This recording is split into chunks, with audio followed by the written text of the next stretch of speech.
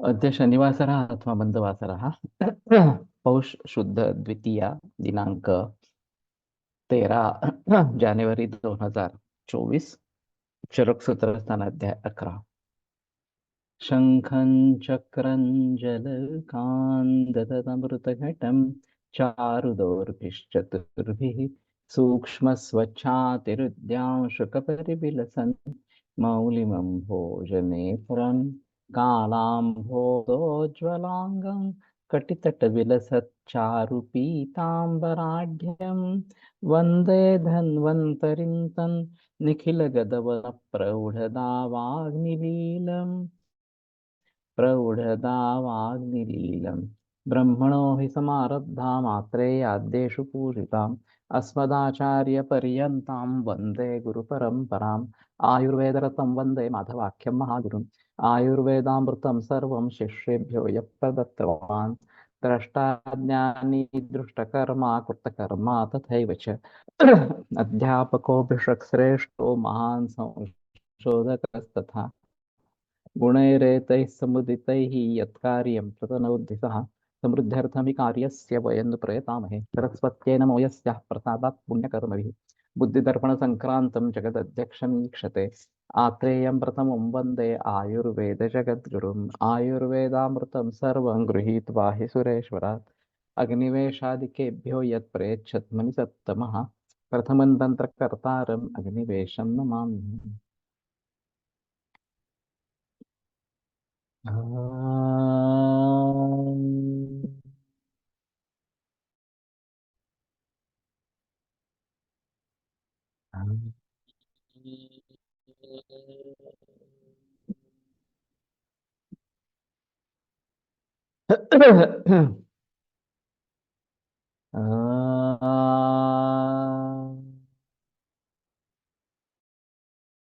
ओम शांति शांति शांति। अथ खलु त्रय उपस्तम्भाः त्रिविधं बलं त्रीणि आयतानानि त्रयो रोगाः त्रयो रोगमार्गाः त्रिविधा भेषजः त्रिविधम् औषधमिति। तो तीसरे श्रेणी की बात चल रही है, तो और कौन सी तीन तीन बातें हैं इसके बारे में यहाँ पे बताया गया और फिर उसका विवरण आगे आ रहा है। ये थोड़ा अजीब प्रकार का है, लेकिन ये शायद प्राचीन परंपरा रही होगी। त्रय उपस्तंभा इति आहारः स्वप्नः ब्रह्मचर्यमिति एभिः त्रिभिः युक्तियुक्तैः उपस्तंभैः शरीरं बलवर्णोपचयोपचितम् अनुवर्तते यावदायि संस्कारात् संस्कारम् अहितम् अनुपसेवमानस्य य इह एव उपदेक्षते। तो ये तीन जो है युक्ति युक्त ही, ये युक्ति युक्त अगर इस प्रकार का है तो उससे शरीर का स्तंभन इस प्रकार का हो जाता है। बल वर्ण उपचय उपचितम, तो बल वर्ण और उपचय से उपचित पुष्ट इस प्रकार का यावद अविसंस्कारात् संस्कारम अहितम अनुपसेवमानस्य। तो अहित संस्कार का जो सेवन नहीं करना कहा, तो जब तक उसका आयुष संस्कार है तब तक ये बल वर्ण उपचय उपयुक्त इस प्रकार का रहता है। यह एवं उपदेक्षते, तो जो अहित जो है वो यहीं पे बता देते हैं इस प्रकार से। तो ये वास्तव में दो तीनों महत्वपूर्ण है। आहार के बारे में काफी जिक्र चलती है, लेकिन स्वप्न और खास करके ब्रह्मचर्य के बारे में ज्यादा बताया नहीं जाता। तो ये एक अहम इस प्रकार का मुद्दा है। और वैसे वाग्भटाचार्य ने अब्रह्मचर्य इस प्रकार का प्रश्न निकाला, आहार शयना ब्रह्मचर्य युक्ता निषेवित इस प्रकार से। तो अब्रह्मचर्य जो गृहस्थाश्रम में होता है उससे भी ये टिकता है इस प्रकार का है। और वास्तव में आहार निद्रा भय मैथुन च सामान्य में तत्प्रभृतिर्नराणाम। तो आहार निद्रा भय और मैथुन ये पशु और नर इन दोनों में कॉमन इस प्रकार का सामान्य है। तो मानव की विशेषता इसमें हो जाती है, और इसलिए ये पशु वगैरह इनका जो काम जीवन और मानव का काम जीवन, इसमें अंतर इस प्रकार का है। मैंने एक अजीब दृश्य देखा था। एक कुत्ती और करीबन 15-16 कुत्ते इस प्रकार से एक के बाद एक के बाद एक इस प्रकार का मैथुन चल रहा था। और ये करीबन सिलसिला पौना घंटा 1 घंटा तक चलता रहा। तो इस प्रकार का काम जीवन जो इस पशुओं में इस प्रकार का पाया जाता है, वो एक अलग चीज इस प्रकार की है। और मानव में गृहस्थाश्रम में प्रवेश करके ये करना, ये अ, अच्छा इस प्रकार का है। और फिर आगे वानप्रस्थाश्रम या फिर संन्यासाश्रम की तरफ मुड़ना है, ये भी एक बात। तब तक आसक्ति हो जाती है, और आसक्ति से दूर होने के लिए ये वानप्रस्थाश्रम या आगे संन्यासाश्रम इस प्रकार का बताया गया है।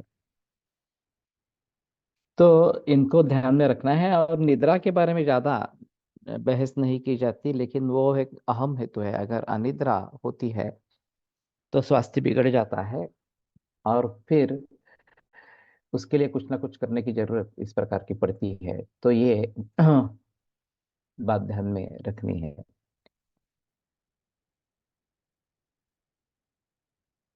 त्रिविधम बलमिति सहजं कालजं युक्तिकृतंच। तो बल 3 प्रकार का है, सहज, कालज और युक्तिकृत इस प्रकार। सहजम यत् सत्व शरीर सत्वयो प्राकृतम। तो शरीर और मन का प्राकृत नैसर्गिक इस प्रकार का बल है, वो सहज बल है। या सहज आत्म सहजम, ये भी व्युत्पत्ति की जाती है। अपने जन्म के साथ जो उत्पन्न होता है वो सहज बल इस प्रकार का है। और ये माता पिता से प्राप्त होता है। काल जो बल है, जो ऋतु के अनुसार है। और शीतेग्रम वृष्टि घलमेल बलम मध्यम तो शेषयो हो। तो शीत काल में सबसे ज्यादा बल होता है। हाँ, और शरद और वसंत में मध्यम होता है, और ग्रीष्म और वर्षा में सबसे कम बल इस प्रकार का होता है। और तीसरा जो है काल कृतम ऋतु विभागम वह कृतंच। और अवस्थानुसार जो काल के भाग होते हैं, उसमें तारुण्य सबसे ज्यादा बल इस प्रकार का रहता है। बाल्य में उससे भी कम, और वृद्धावस्था में उससे भी कम इस प्रकार का रहता है। युक्तिकृतम पुनः तद यद आहार चेष्टा योगजम। नाही, याच्यामध्ये अजून एक बल घ्यायला पाहिजे मला वाटतं. ज्यावेळेला रोगी होतो ना एखादा माणूस, तो कशाने घडतो? कॅन्सर असतो, माहिती असतो. तर पूर्वकर्मार्जित पण असतं आणि या जन्मातलं पण तर नाही, तेव्हा त्याचं बल आणखी कमी होतं. हम्म तेव्हा त्याचं बल आणखी कमी होतं. कमी होतं असं नाहीये। हो, रोगी झाल्यावर त्याचं बल कमी होतं. रोगी का योगी? रोगी रोगी रोगी होता तो कम होता है, तो ठीक है। मैंने सुना योगी होता है तो त्याचं बल वाढायला पाहिजे. हाँ, वाढतं। तो रोगी है तो उसका बल कम होता है। वास्तविक में अभी मेरी जो थीम है आयुर्योग के बारे में, तो वो बल के आधार पर ही है। कि बलाधिष्ठानम आरोग्यम यदर्थोयं क्रियाक्रम। ये सभी जो क्रियाक्रम है वैद्य का, वो आरोग्य के लिए है। और आरोग्य बल पर निर्भर है। और इसलिए बल किस किस प्रकार का होता है, उसको ध्यान में रखते हुए उन सभी के बारे में कैसे सोचना है, ये मेरा मुद्दा है।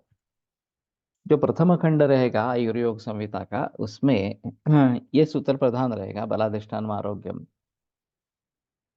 और फिर उसके आधार पर शारीरिक बल, मानसिक बल, आध्यात्मिक बल, और औषधियों का बल, रसायन औषध, वाजीकरण औषध वगैरह वगैरह किस प्रकार से।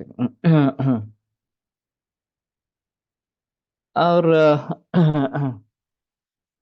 काफी चीजें इस प्रकार की हो सकती है कि जो बल के आधार पर निर्भर इस प्रकार की है।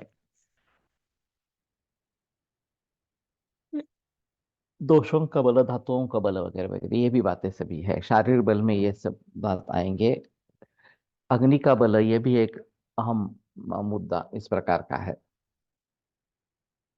तो इन सभी बलों के आधार पर अर्घ निर्भर है। और इसलिए मैं जो उपनिषद से जोड़ लेना चाहता हूं कि शारीर बल जो है वो अन्नमय कोश पर निर्भर इस प्रकार का है, मनोमय कोश पर मनोबल निर्भर है, प्राणमय कोश पर ये प्राणायाम वगैरह के जरिए उत्पन्न होने वाला इस प्रकार का बल है, वायु के अधीन जो है इस प्रकार से। और विज्ञानमय कोश, ये विज्ञान भी एक प्रकार का बल है, क्योंकि उसके आधार पर निश्चित होता है क्या करना है क्या नहीं करना है, ये इस प्रकार से। और आनंदमय कोश, सच्ची हम आनंद लेते हैं आत्मा का, तो वो आनंदमय कोश इस प्रकार का है। तो इन सभी बलों के बारे में सोचना है, इनमें से कुछ भी बल कम हो गया तो रोग निर्माण होने की पॉसिबिलिटी हो जाती है। हाँ, उस बल को पुनः प्रस्थापित करना, यह चिकित्सा का एक अहम मुद्दा इस प्रकार का रहेगा। तो इसके आधार पर ये संहिता बनेगी। तो युक्ति कृतम पुनः तद्यद आहार चेष्टा योगजम, तो जो आहार पर निर्भर है, तो ये अन्नमय कोश और अग्नि, इन दोनों पर ये निर्भर है। और अन्न से ऊर्जा मिलती है, इसमें किसी को संदेह इस प्रकार का नहीं है। तो उससे बल प्राप्त होता है अगर अच्छे तरीके से खाने का पचन हो जाए, अग्नि अच्छा काम कर रहा हो, तो आहार से निश्चित रूप से बल या ऊर्जा मिलती है। चेष्टा किसी भी प्रकार की क्रियाएं, चाहे व्यायाम हो चाहे विश्राम हो या चाहे योग इस प्रकार का हो, तो ये सभी चेष्टा में आते हैं और इनसे भी ऊर्जा मिलती है। तो कौन सी ऊर्जा हमें चाहिए, ये थोड़ा देखना पड़ेगा। और उस ऊर्जा के लिए जो प्रयास करने हैं वो करने पड़ेंगे इस प्रकार से। और तीसरा योगज है। तो योगज का चक्रपाणि दत्त ने औषध योगज इस प्रकार का किया है। लेकिन मैं थोड़ा सा मानता हूं कि ये योग शब्द से हम योग ही ले सकते हैं इस प्रकार से। चेष्टायुचित विश्राम व्यायामादेर योग, आहार चेष्टा योग, अन्यत् योग शब्देन रसायन प्रयोगं ग्रहायन्ति। तो रसायन या बलदायक इस प्रकार के औषधियों से भी बल प्राप्त होता है। और मैं मानता हूं कि योग से भी बल प्राप्त होता है। ये सभी जो योगी है, बहुत कम खाना खाते हैं, बहुत कम निद्रा लेते हैं, फिर भी सशक्त इस प्रकार के रहते हैं, बल उनका अच्छा रहता है। तो ये योग के जरिए निर्माण होने वाला इस प्रकार का बल है, और उसको भी भली भांति देखना है। तो योग से योग शब्द भी ले सकते हैं, ये एक बात रहेगी इस प्रकार से। औषधियों को भी ले सकते हैं, उसमें कोई संदेह की बात इस प्रकार की नहीं है। तो ये दोनों आवश्यक रहेंगे। त्रीणि आयतनानीति अर्थानां कर्मणः कालस्य च अतियोग अयोग मिथ्या योगः, ये तीन कारण इस प्रकार के हैं रोग के। तो अर्थ, कर्म और काल, इनका अतियोग अयोग और मिथ्या योग, ये कारण इस प्रकार का है। तत्र अतिप्रभावतां दृश्यानाम अतिमात्रम दर्शनम अतियोगः। ये थोड़ा सा अलग है, वाग्भट में अलग किया है, इसमें अलग किया है। अति प्रभावान इस प्रकार के दृश्य, उनका अतिमात्रम दर्शनम, उनका बहुत देर तक देखना, ये अति योग है। वास्तव में देखना ज्यादा होता है तो अति योग कह सकते हैं। ये अति प्रभावताम, ये थोड़ा मिथ्या योग की तरफ जाता है इस प्रकार से। और खास करके अभी कंप्यूटर मोबाइल इनका प्रयोग जो बढ़ गया है, तो उसको बहुत देर तक देखते रहना, ये अतियोग इस प्रकार का कहा गया है, लेकिन इसमें मिथ्या योग और अतियोग ये दोनों समाविष्ट इस प्रकार के हैं। सर्वशः अदर्शनम अयोग, बिल्कुल नहीं देखना, ये अयोग इस प्रकार का है। जैसे गांधारी ने अपने आंख पे पट्टी बांध के रखी थी, तो ये अयोग का इस प्रकार का उदाहरण है। अतिश्लिष्ट, अति विप्रकृष्ट, रौद्र, भैरव, अद्भुत, द्विष्ट, बीभत्स, विभत्सन, विकृत, विवासना, वित्रासनादि रूप दर्शनम मिथ्या योग। इतने अति प्रभावता का उल्लेख नहीं है। तो शायद अति प्रभावता ये एक महत्वपूर्ण इस प्रकार का रहेगा। और कंप्यूटर का ग्लेयर ये एक अ, प्रधान है इसमें। तो एंटी ग्लेयर स्क्रीन भी आता है, और उसको ज्यादा देखना नहीं है। तो बहुत बिल्कुल ही नजदीक, बिल्कुल ही बहुत दूर इस प्रकार का रौद्र, भैरव,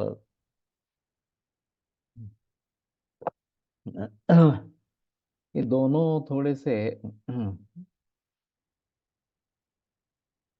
आतपाग्नि प्रभृति नाम।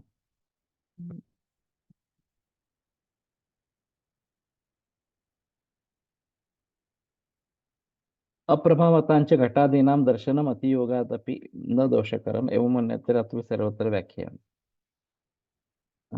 रौद्रम अद्भुत कारणात्मकं भयजनकं, भैरवम् अनद्भुतम् अपि व्याघ्रादि।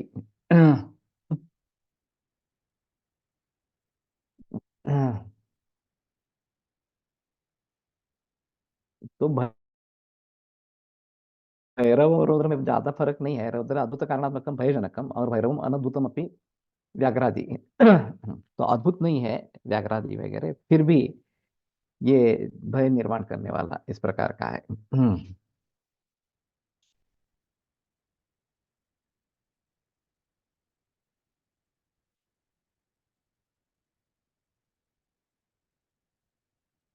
भैरव अद्भुत, द्विष्ट, बीभत्सन, अद्भुत अलग किया है। और भी जैसे ये कृष्ण ने अर्जुन को विश्व रूप दर्शन दिखाया है, अद्भुत इस प्रकार का था। दुष्ट जिसका द्वेष है, बीभत्सन जो बीभत्स इस प्रकार का है, विकृत है, वित्रासन इस प्रकार का है, तकलीफ देने वाला है, ये सब मिथ्या योग में गिरते हैं। तो इस प्रकार के मिथ्या योग काफी दिखाई देते हैं। और फिर वो भी देखना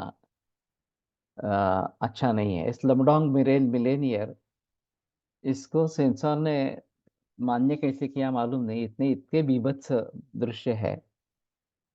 और वैसे देखा जाए तो भारत के बारे में ये गलत प्रचार करना इस प्रकार का है। तो उस दृष्टि से तो सेंसर ने उसको मान्यता नहीं देनी चाहिए थी इस प्रकार से। तो ये बीभत्स इस प्रकार के वगैरह जो है वो मिथ्या योग इस प्रकार का है। तत्र अत्र अतिमात्र स्तनित पटः उत्कृष्टादीनां शब्दानां अतिमात्रं श्रवणम अतियोगः। तो जिसका आवाज बहुत ज्यादा इस प्रकार का है, स्तनित पटः उत्कृष्टादीनाम शब्दानाम अतिमात्र श्रवणम अतियोगः, ये अतियोग में डाला है। ये भी थोड़ा अच्छी है, अजीब है, क्योंकि ये सब विकृति ही है।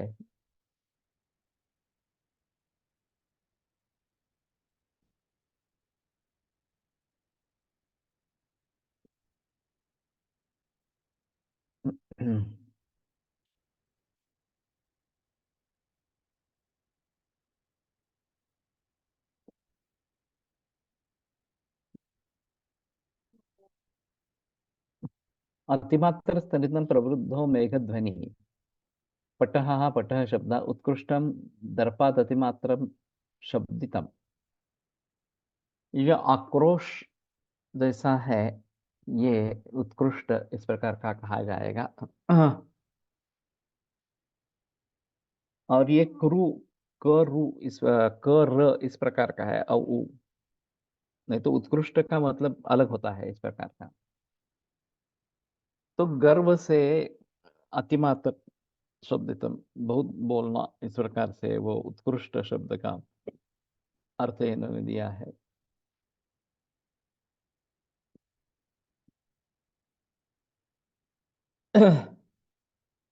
तो स्तनित का मेघ गर्जना इतना ही अर्थ है, और पटह वाद्य वगैरह जो है उसका। तो अभी जो ये गणेशोत्सव में, नवरात्रि में वगैरह वगैरह, या दही हंडी के समय में जो चलता है, ये सभी मिथ्या योग का अतियोग इस प्रकार के ही है। इसको मिथ्या योग के रूप में बताया नहीं है, अतियोग के रूप में बताया गया है, लेकिन ये वास्तव में इस पर पाबंदी ही होनी चाहिए। और खास करके डीजे, ये जो 3000 वगैरह इस प्रकार का वॉल्यूम किया जाता है, वो तो बिल्कुल गलत इस प्रकार का है। तथा अति तीक्ष्ण उग्र अभिष्यन्दिनां गंधानां अतिमात्रं घ्राणम अतियोगः। अति तीक्ष्ण उग्र अभिष्यन्ति इस प्रकार के गंध, उनका अतिमात्र सेवन करना, ये अतियोग, घ्राणेन्द्रिय का अतियोग इस प्रकार का है। यहाँ भी अगर हम अच्छा गंध लेते हैं और योग्य प्रमाण में लेते हैं, तो वो अतियोग कहा जाएगा या मिथ्या योग कहा जाएगा, ये सर संभव एक प्रकार का श्लोक नहीं राहिला है। तुमचा सर, तर एक मध्ये श्लोक राहिला, परुष इष्ट विनाश उपघात प्रघर्षण, तो श्लोक राहिला ऐकायला प्रॉब्लेम येतो याच्यावरती। सर. मध्ये एक श्लोक राहिला, टाईप परुष करणार का? इष्ट, परुष इष्ट विनाश उपघात, श्रवणामधला बोललात का?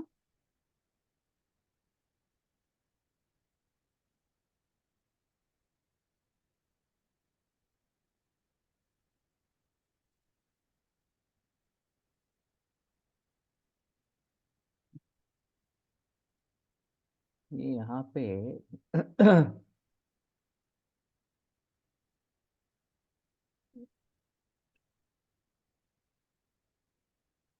साउंड का कहाँ पे है?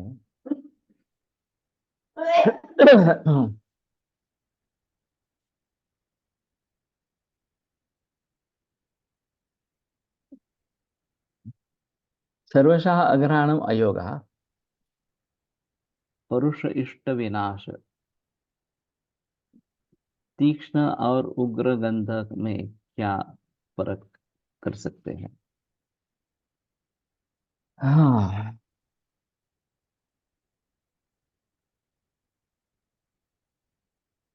थोड़ा सोचना पड़ेगा, क्योंकि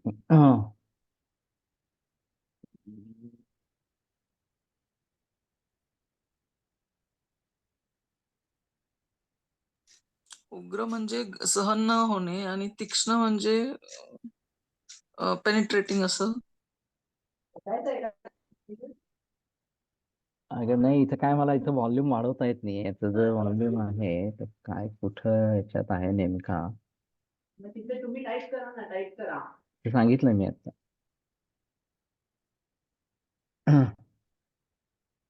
तो ये थोड़ा देखना पड़ेगा, तीक्ष्ण और उग्र में कैसा फर्क करना है इस प्रकार। पूति द्विष्ट अमेध्य अक्लिन्न विष पवन कुणप गंधादि घ्राणम मिथ्यायोग। तो पूति है, द्विष्ट है, अमेध्य अपवित्र इस प्रकार का है, क्लिन्न है, विष पवन इस प्रकार का है, विष वायु है, कुणप गंधादि, इसका घ्राणन करना करना ये मिथ्या योग इस प्रकार का है। तथा रसानाम अत्यादानम अतियोग, किसी भी रस का ज्यादा प्रमाण में सेवन करना अतियोग है। सर्वशः अनादानम अयोग, बिल्कुल ही नहीं लेना, ये अयोग इस प्रकार का कहा जाता है। धामणकर के एक धामणकर सर का एक अनुभव प्रख्यात है कि उन्होंने नमक छोड़ दिया था। तो कहीं बाहर भोजन करने के लिए नहीं जाते थे। तो रिश्ते में एक शादी थी, तो उन्होंने कहा कि आपके लिए हम बिना नमक का अलग बनाएंगे, तो आप जरूर आइए इस प्रकार से। तो वो गए। और फिर जलेबी का एक टुकड़ा उन्होंने मुंह में डाला और बोला कितनी लवण प्रचुर बनाई है जलेबी, इस प्रकार से, कितना बहुत नमक है इसमें, इस प्रकार से।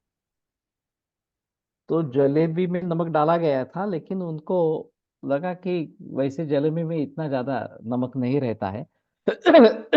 लेकिन उन्होंने नमक छोड़ा था, तो उतना नमक भी उनके लिए ज्यादा, इस प्रकार का हो गया। अगरबत्ती उग्र, लहसुन उग्र, मिर्ची तीक्ष्ण, उग्र तीक्ष्ण, मिर्ची तीक्ष्ण। हाँ। धीरे तीक्ष्ण।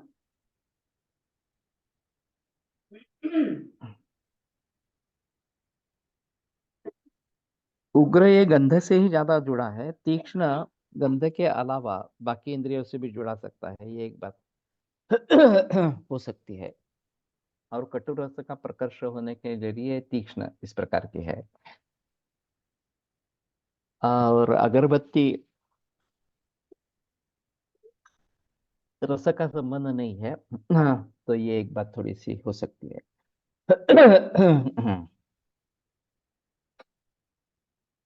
मिथ्यायोगः राशिवर्जेषु आहार विधि विशेषायतनेषु उपदेक्षते। तो राशि को छोड़कर लहसुन तीक्ष्ण, वचा उग्र, उग्र गंध और परफ्यूम, तीक्ष्ण गंध नवसागर।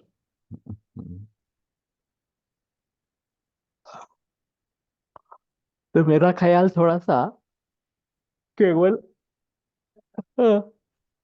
घ्राणेंद्रिय से नहीं, बाकी इंद्रियों से भी। हम्म। आणि काहींना तो हम्म। छान वाटेल, त्यामुळे हे प्रत्येक इंडिव्हिज्युअल नाही बरं. ये सब्जेक्टिव भी रहेगा, किसी को उग्र लगेगा, किसी को नहीं लगेगा, इस प्रकार की भी बात हो सकती है। ब- तो राशिवर्ज जो आहार विधि विशेष आयतन है, प्रकृति करण संयोग वगैरह वगैरह, इस प्रकार से केवल राशि को छोड़कर, ये मिथ्या योग है। तो ये बड़ी अजीब बात है, आहार में एक राशि को छोड़कर सभी मिथ्या योगी है, विधि आहार विधि विशेष आयतन। ये रेफरेंस यहाँ पे आया है, और वो विवान स्थान में चले गए, आहार विधि विशेष आयतन, इस प्रकार से। तो आहार का मिथ्या योगी है, इस प्रकार का हम समझ सकते हैं कि जो भी आहार हम लेते हैं उसमें मिथ्या योग ही ज्यादा इस प्रकार का होता है, अगर हम अच्छे तरीके से इसको समझ कर नहीं ले रहे हैं तो। अभी मैंने आहार विधि विशेषायतन के ऊपर ये ऑडियो में या वीडियो में शुरू किया है। और प्रकृति और करण, प्रकृति का एक ही लेक्चर हुआ, लेकिन करण पे 3-4 इस प्रकार के लेक्चर हुए हैं संस्कार के बारे में। तो ये महत्वपूर्ण मुद्दा इस प्रकार का रहेगा। तथा अतिशीतोष्णादीनां स्पृशानां स्नानाभ्यंग उत्सादनादीनां अत्युपसेवनम अतियोगः। अति शीत अति उष्ण इस प्रकार के जो स्पृश्य भाव है, स्नान अभ्यंग उत्सादन वगैरह, उनसा अत्युपसेवन या अतियोग है। तो सभी जगह थोड़ा मिथ्या योग से जुड़ा इस प्रकार से है, और फिर उसका अतियोग इस प्रकार का बताते हैं। सर्वशा अनुपसेवन अयोग, बिल्कुल ही सेवन न करना यह अयोग है। स्नानादीनां शीतोष्णादीनां च स्पृशानाम् अनानुपूर्व्यो उपसेवनं विषमस्थानाभिघात अशुचिभूत संस्पर्शादयः च इति मिथ्यायोगः। और स्नानादीनां शीतोष्णादीनां च स्पृशानाम् अननुपूर्व्य उपसेवनम, या अनुपूर्वी क्या है, ये एक अजीब बात है कि उनका जो क्रम है वो छोड़कर अगर हम करते हैं तो ये मिथ्या योग इस प्रकार का हो जाता है।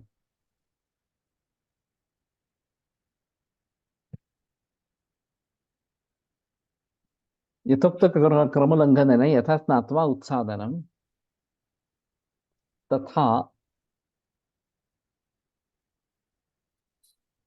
उष्ण पीड़ितस्य सहसा शीतल पानी अवगाहनम एवं आदि।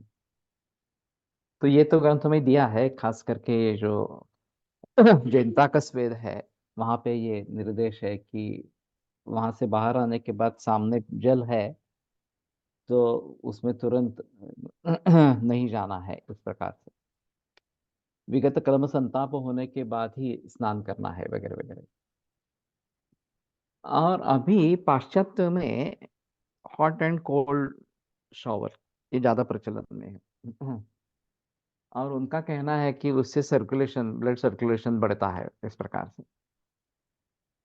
लेकिन वास्तव में शीतोष्णाक्रम सेवनात् ये स्वेदव स्रोतस का दृष्टि का हेतु है, इस प्रकार से। तो क्रम क्या होना चाहिए, ये एक अहम मुद्दा इसमें रहेगा। और मुझे लगता है कि जो अंत में हमें इफेक्ट चाहिए, ग्रीष्म ऋतु है, अंत में शीतल इस प्रकार का इफेक्ट चाहिए, तो गुनगुने पानी से शुरुआत करके ठंडे पानी तक पहुंचना, या गुनगुने पानी तक पहुंचना, गर्म पानी से शुरुआत करके गुनगुने पानी तक पहुंचना, ये बेटर ऑप्शन है। और सर्दी का मौसम है, जाड़े का मौसम है, तो फिर थोड़े गुनगुने पानी से शुरुआत करके टेम्परेचर को बढ़ाते जाना और अंत में गर्म शरीर होना, इसको शायद क्रम माना जाएगा। और उसके विपरीत अगर करेंगे या शीत उष्ण व्यत्यास इस प्रकार का करते रहेंगे तो ये फिर दिक्कत वाली बात होगी। खाना दूध आंटा तो इसलिए अनुपूर्वी और अननुपूर्वी ये क्या है, ये देखना जरूरी इस प्रकार का हो जाएगा। और ये उष्णाभितप्त से सहसा जल प्रवेशनम, ये जैसा अननुपूर्वी इस प्रकार की है, उसी प्रकार से सभी अ, बारों में, सभी इंद्रियों के बारे में सोचना इस प्रकार का रहेगा।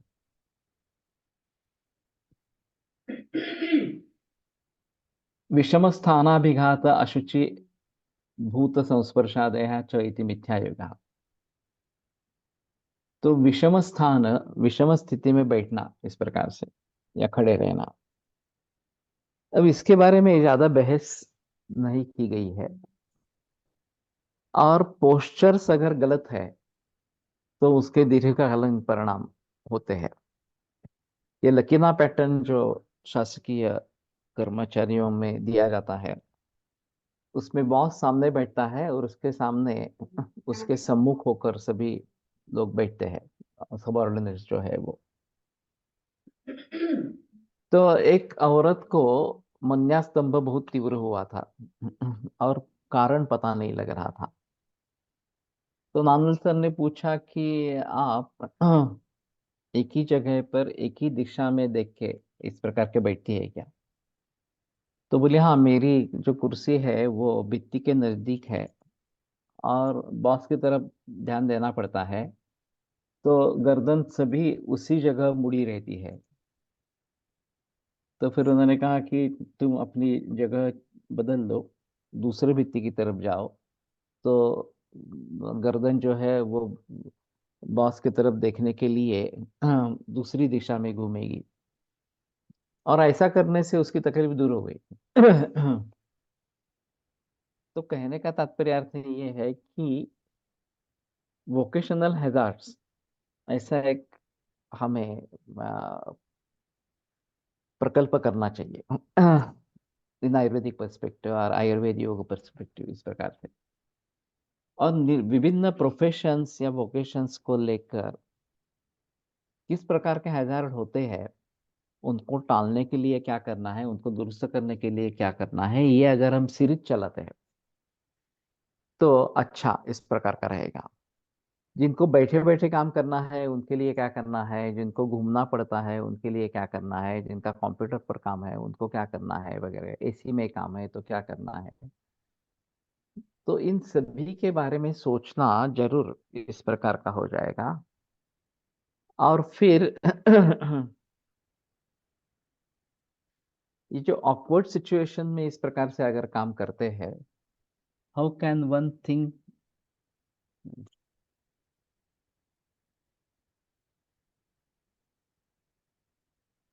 to that depth in practice. ये ऐसा है ना कि अगर आपको लकीना पैटर्न वगैरह मालूम है तो ये बात हो सकती है। अगर आपको मालूम नहीं है तो मुश्किल मामला इस प्रकार का होगा। और एक ही दिशा में इस प्रकार से अगर हो रहा है तो निश्चित है कि उसी दिशा में देखना पड़ता है, और फिर उसका कारण ये लकीना पैटर्न है। In modern counterpart they say to have shower with chilled water daily will keep them away from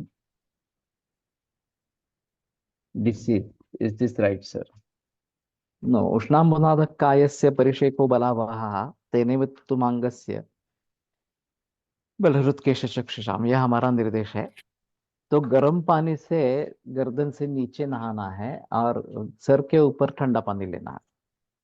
गर्दे ने उनका अनुभव बताया है मराठी भाषांतर के समय कि उन्हें भी लगा कि ये थोड़ा अजीब है, शरीर के किसी हिस्से पर गर्म पानी, किसी हिस्से पर ठंडा पानी, और फिर सर्दी जुकाम हो जाएगा वगैरह वगैरह। क्योंकि उन्हें अनुभव होता है ऐसा कुछ होता नहीं है, सर्दी जुकाम वगैरह होता है ऐसा नहीं है। तो सर्वेन्द्रियाणि येनास्मिन् प्राणायेषु च संश्रिताः यदुत्तमांगमंगानां शिरस्तदभिधीयते। सर्व इंद्रिय और प्राण प्राण मस्तिष्क में है, तो उसके हिसाब से वहां पे ठंडा पानी डालना अच्छा है। और बदन, पूरे बदन में, बाकी गर्दन से नीचे गर्म पानी डालना, ये बला हुआ कहा गया है, बल देने वाला है। शायद हम थोड़ा परिवर्तन इसमें कर सकते हैं टेम्परेचर में। जाड़े के मौसम में ज्यादा गर्म पानी और गर्मी के मौसम में थोड़ा गुनगुना पानी। लेकिन बेटर ऑप्शन हमारे ग्रंथ के अनुसार चलना ये ज्यादा अच्छा इस प्रकार का है। कट्टी के नीचे गर्म पानी हृदय प्रदेश में शायद गर्म निषेध है। या अल्पम वंक्षण स्वल्पम दुर्मुष्क हृदय नवा। वंक्षण, दुर्मुष्क और हृदय, इनमें नवा न दे तो बेहतर है, इस प्रकार से। तो स्वेदन करते समय बहुत ही ज्यादा गर्मी होती है, तो फिर कमलनी पत्र या इस प्रकार का करके उसको बार बार हृदय को स्पर्श करने के लिए कहा है स्वेदन करते के समय। और वैसे नग्न होकर स्नान करना निषिद्ध माना गया है। ये खास करके शायद ये वृषण में स्वेद नहीं मिले। अगर आप बहुत गर्म पानी से स्नान करते हैं तो वृषण में स्वेदन न हो, इसलिए ये बात बताई गई है। लेकिन हृदय को छोड़कर स्नान करना तो मुश्किल है इस प्रकार से। और चक्षुष, नेत्र के ऊपर भी गर्म पानी नहीं लेना है इस प्रकार। तो गर्म पानी के सान्निध्य में स्नान करते समय ये बातें ध्यान में रखनी है।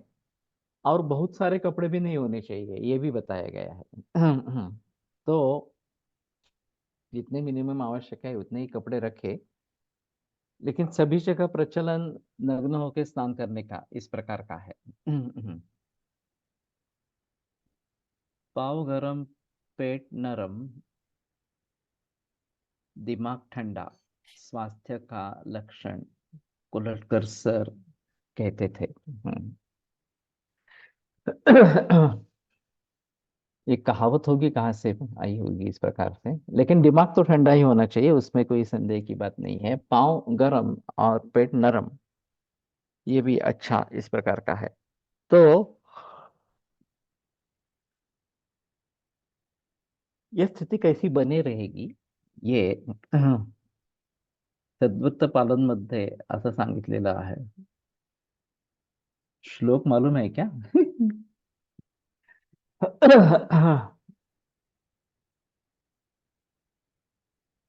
खास करके जिनको ये क्रैम्प्स आने की शिकायत होती है, उनको मैं रात को तेल लगा के फिर वेस्टर्न करने के लिए कहता हूँ, या गर्म कपड़े से ढक लेना, लोकर वगैरह इस प्रकार से। तो उस गर्माहट से क्रैम्प्स नहीं आते हैं इस प्रकार से। तो ये बात इसमें रहनी आवश्यक होगी। तो विषम स्थान, ये जो बात बताई गई है उसके बारे में ज्यादा बहस नहीं की गई है।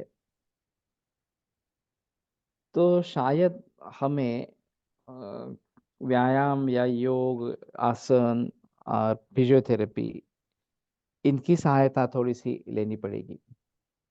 जब खड़े रहते हैं तो पाँव में अंतर रखना है और थोड़ा आगे झुककर खड़े रहना है, ऐसा राजीव सारंगपणी कहते हैं। तो खड़े रहकर अगर बोलना है और बहुत देर तक चर्चा चलने वाली है, तो दो पाँव में 1-1.5 फीट का अंतर रखे और थोड़ा आगे झुककर बोले या खड़े रहे, इस प्रकार से। वैसे सभी के बारे में, सोना कैसा है, उपधान कितना होना चाहिए, कैसा होना चाहिए, सॉफ्ट होना हो है या फिर कठिन होना है, वगैरह वगैरह, इस प्रकार से काफी बातें हैं इसके बारे में। और ज्यादा बहस नहीं की जाती इन सभी के बारे में। लेकिन वंक्षण दुख मुष्क उष्णांबु निषेध बताया है। तो यहाँ पे हानि होती है, खास करके वृषण के बारे में। उसमें ज्यादा गर्म इस प्रकार का हो जाएगा तो शुक्राणुओं का नाश इस प्रकार का हो सकता है। हृदय ओज का स्थान है, इसलिए भी वहां पे नहीं बताया गया इस प्रकार से। और नेत्र के बारे में शायद ये उष्णता से जरीय पित्त रक्त इसका संबंध रहेगा, इसलिए वहां पे नहीं करना है, इस प्रकार से बताया गया है। वैसे हम स्टीम देते हैं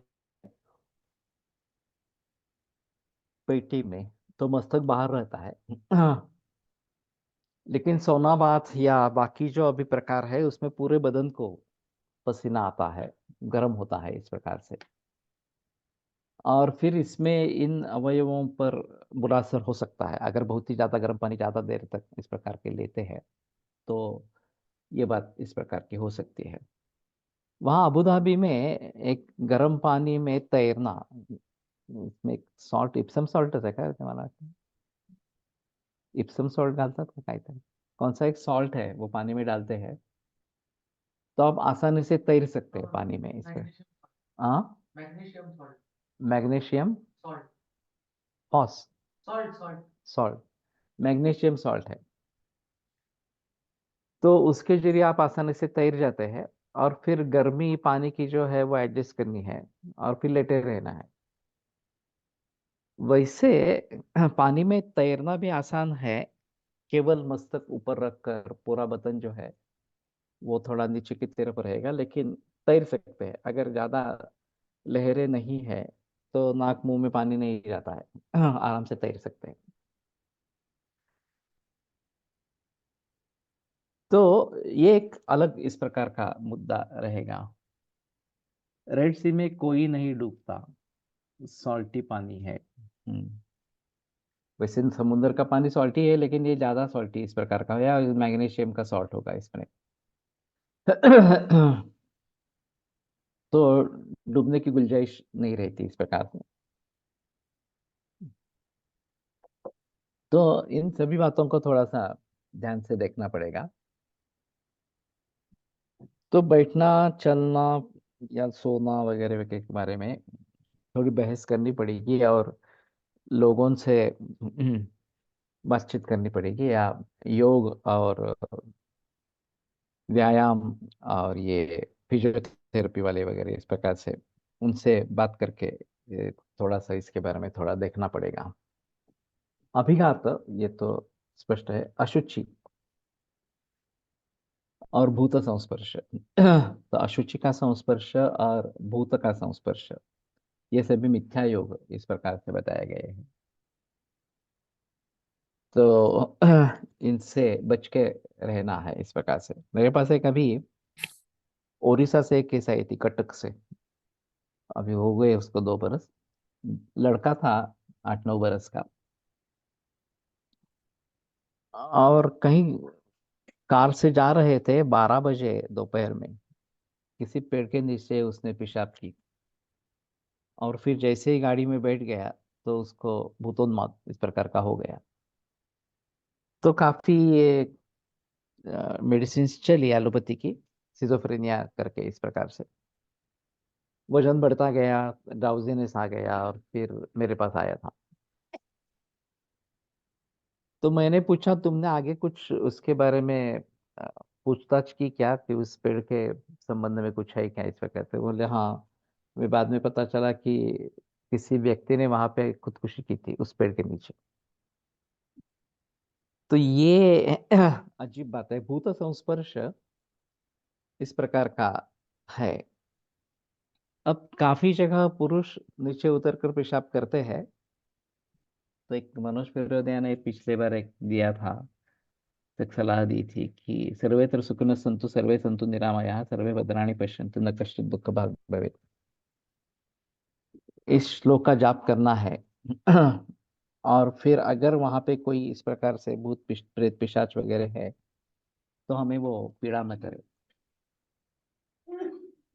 पहले हृदय को 3 बार जल लगावे, फिर सर के ऊपर कोष्ण जला डाले,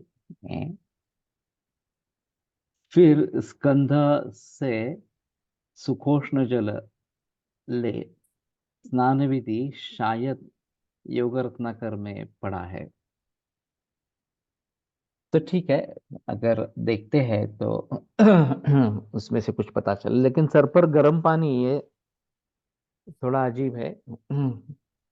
तो शायद केवल स्वच्छता के लिए अगर करते हैं तो अलग बात होगी। मैंने नीचे वाले बदन में या गर्दन से नीचे गर्म पानी और सर पर ठंडा पानी ये प्रयोग किया है, और उससे कोई हानि तो नहीं होती है, सर्दी जुकाम भी नहीं होती है, ये देखा है इस प्रकार से। और खास करके जिनका सर गर्म रहता है और दिमाग इस प्रकार का गर्म रहता है, उनके लिए ये ज्यादा अच्छा इस प्रकार का रहेगा कि सर पर ठंडा पानी लेवे इस प्रकार से। शिरोधारा भी करे तो ठंडे जल से करे, ये बेहतर ऑप्शन इस प्रकार का रहेगा।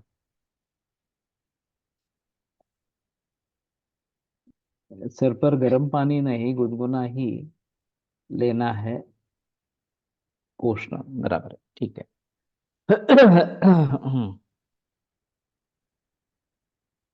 तो इन सभी दृष्टि से ये रेफरेंस महत्वपूर्ण है। मिथ्या योग है, ये सभी मिथ्या योग में समाविष्ट हो जाएंगे। तत्र एकम स्पर्शनम इंद्रियम स्पर्शनम इंद्रियाणाम इंद्रिय व्यापकम चेतस समवायी। तो एक बहुत बड़ा मुद्दा इस प्रकार का है। एक स्पर्शन इंद्रिय जो है वो इंद्रियों का व्यापक और चेत से समवायी, मन से संबद्ध इस प्रकार का। हमारी जो ज्ञान की प्रक्रिया है वो आत्मा मनसा संयुज्यते मनः इंद्रियेण इंद्रियमर्थेन ततः ज्ञान। मैंने भी पेटिकास में लेकर कोल्ड वाटर बाथ लिया, सर्दी भी फील नहीं हुआ और फ्रेशनेस भी लगा। ओके, ये सर पे शीत जल लेना है, पूरे बदन के लिए तो कोष्ण जल या गर्म जल इस प्रकार का ही लेना है। I did basti of rose water in patients whose nadi was ushna very every time, and she lay felt good after good her symptoms reduced। वैसे चरक में ये पित्त के लिए शीत बस्ती ऐसे ही आए हैं। अब शीत वीर्य के देने हैं और शीत स्थिति में देने हैं। जनरली हम कोष्ण बस्ती देते हैं, तो पित्त के प्राधान्य के लिए जो बस्ती देने हैं वो शीत वीर्य या शीत इसी प्रकार के देने हैं। तो ये दिमाग अगर गर्म रहता है तो फिर सर पे ठंडा पानी लेना ये ज्यादा अच्छा इस प्रकार का रहेगा। और हर रोज सर पे स्नान करना है नहीं करना है, इसके बारे में काफी मतभेद है। तो हफ्ते में एक बार तो कम से कम सर पर से नहाना है ही, लेकिन आप ठंडे पानी से सर पर नहाते हैं तो हर रोज भी कर सकते हो, उसमें कोई प्रॉब्लम नहीं है। अगर आपको गर्म पानी ही लेना है तो हफ्ते में शायद एक बार, वो भी गुनगुना पानी, रोज वाटर क्वांटिटी। पहले फुट से शुरू करके ऊपर को स्नान करना चाहिए, ऐसा कहीं पढ़ा है? क्या है सही है? मुझे तो मालूम नहीं है इसके बारे में,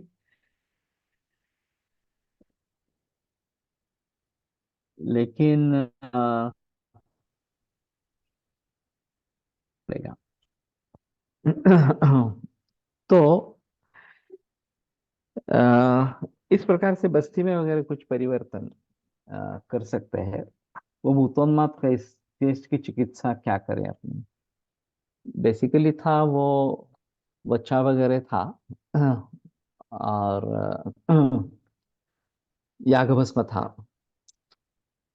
उसमें कुछ हद तक सुधार हुआ, लेकिन ज्यादा बार आया नहीं। एक तो बहुत लंबा था, तो 2-3 बार आया फिर भी। लेकिन उसकी तकलीफ जो थी, वो वजन बहुत बढ़ गया था, और उसके जरिए उसका घूमना फिरना बिल्कुल मुश्किल इस प्रकार का हो गया था। बाकी महापैशाचे के गुरुतर और अन्य इस प्रकार के बताए थे।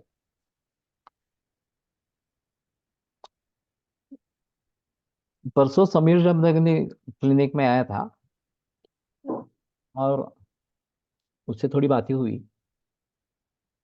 तो उसमें महापैशाचिक घृत का वो काफी लोगों में प्रयोग कर रहा है इस प्रकार का। उसने कहा कि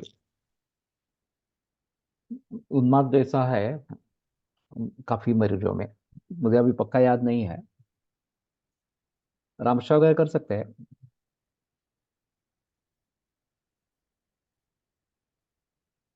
तो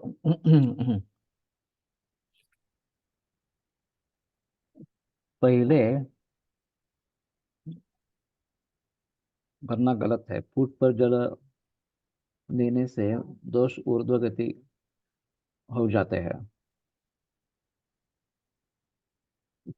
पहले सर पे पहले पानी,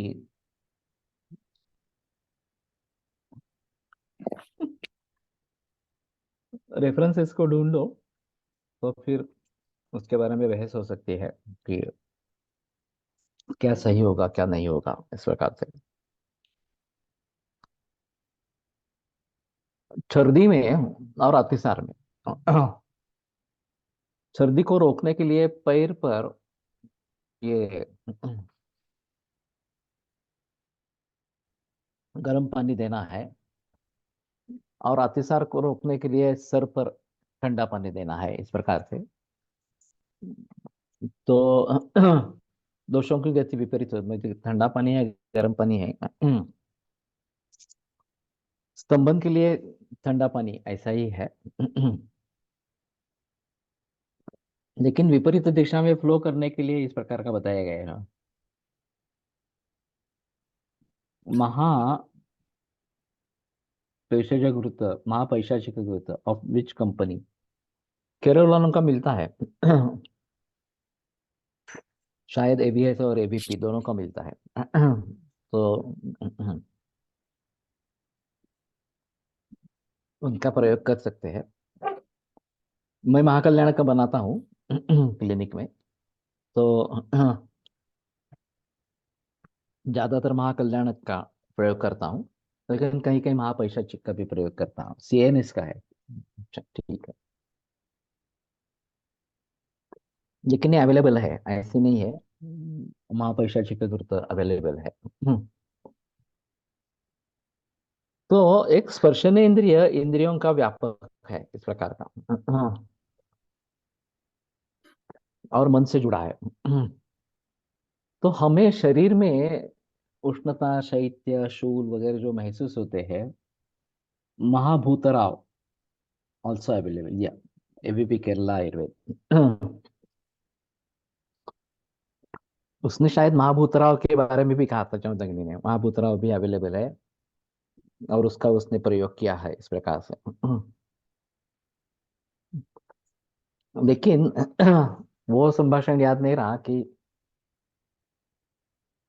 बहुत सारे रोगों में इस प्रकार के उन्माद उन्माद होते हैं, भूतग्रह वगैरह इस प्रकार से, तो उनमें करना है ऐसा उसका कहना था। तो ठीक है, तत्र एकम स्पर्शनम इंद्रियाणाम इंद्रिय व्यापकम चेत समवायी स्पर्शन व्याप्त व्यापकम अपि च चेतः। ये थोड़ा महत्वपूर्ण मुद्दा है। महाभूतरा वैसे नहीं। ओके। तो अगले शनिवार को, पुढच्या शनिवारी आहोत ना आपण का नाही आहे? आहे 20 तारखेला आहे की पुढच्या 20 है ना? अगले शनिवार को करेंगे। सोमवार को लेक्चर नहीं होगा। मैं आज कोकण जा रहा हूँ और काफी वहां पे काम है, तो पॉसिबल नहीं होगा। लेकिन मंगलवार को फिर से मिलेंगे। आयुर्वेद प्रकांडो निगदित इह हि शल्यतंत्र प्रधानः शिष्येभ्यः शाश्वतोऽयं निखिलजनकृपा व्याप्तचित्तेन येन आयुर्वेदस्य वाञ्छन् पुनरपि भुवने ताञ्च सुष्ठु प्रतिष्ठां श्रेष्ठं धन्वन्तरिं तं प्रणमति च सदा वैद्यवर्गो हि नूनम् वैद्यवर्गो हि नूनम्।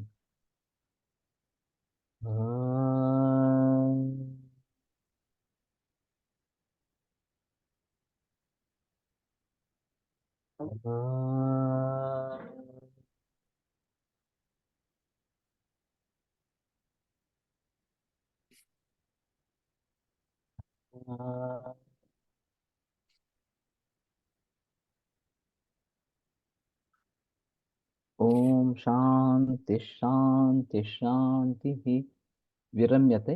व्याख्यान व्यापारात् मंगलवासरे पुनरपि मिलिष्यामः।